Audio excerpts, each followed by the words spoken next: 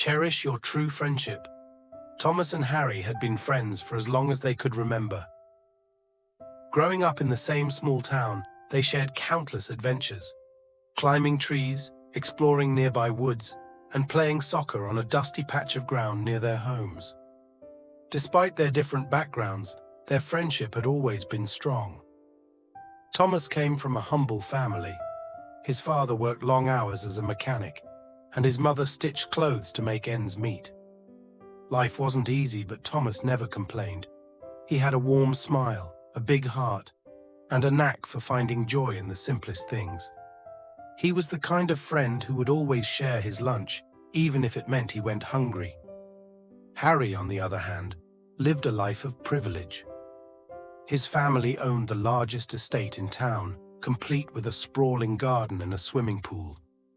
Harry's parents showered him with gifts, and he always had the latest toys and gadgets. But for all his wealth, Harry valued Thomas's friendship deeply. Thomas's grounded nature and kind-heartedness balanced Harry's more carefree and sometimes impulsive personality. As they entered middle school, things began to change.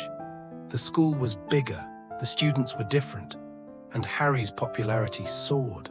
His natural charisma and talent for music made him the star of their grade.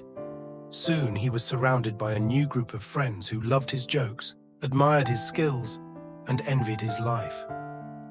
Slowly but surely, Harry started spending less time with Thomas. At first, Thomas didn't mind.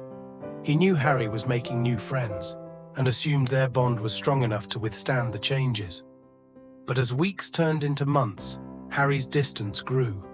Invitations to hang out were replaced by quick waves in the hallway.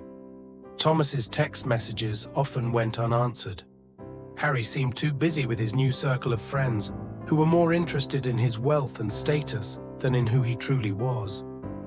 Though it hurt, Thomas never let bitterness take root in his heart. He focused on his studies, helped his parents around the house, and spent his free time sketching in his notebook. His art brought him peace, even as he missed his old friend. One day, the school announced a music competition, and Harry decided to participate. He poured hours into practice, perfecting his piano piece. On the day of the competition, he played with such passion and skill that the entire auditorium erupted in applause.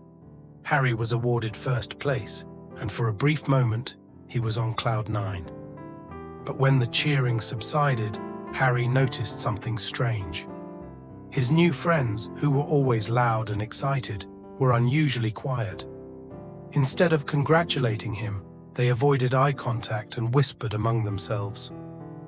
It didn't take long for Harry to realize they were jealous of his success. By the end of the day, none of them had even acknowledged his win. Harry felt an emptiness he hadn't anticipated. What was the point of victory if there was no one to share it with? As he sat alone on the steps outside the school, clutching his trophy, he heard a familiar voice.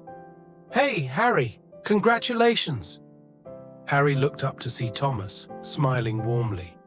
In his hand was a small, neatly wrapped package. "You were amazing today," Thomas continued. "I'm so proud of you." Harry blinked in surprise. "Thomas, I didn't expect to see you here." Thomas chuckled. "Why wouldn't I be? You're my friend, and friends celebrate each other." Harry opened the gift to find a handmade card with an illustration of a piano and the words, "Your music inspires the world." Alongside the card was a simple keychain shaped like a music note. Harry's throat tightened. "You made this?" Thomas nodded. "It's not much, but I wanted to give you something to show how happy I am for you." For the first time in months, Harry felt genuinely happy. His chest swelled with gratitude and regret. "Thank you, Thomas. This means more to me than anything else. And I'm sorry.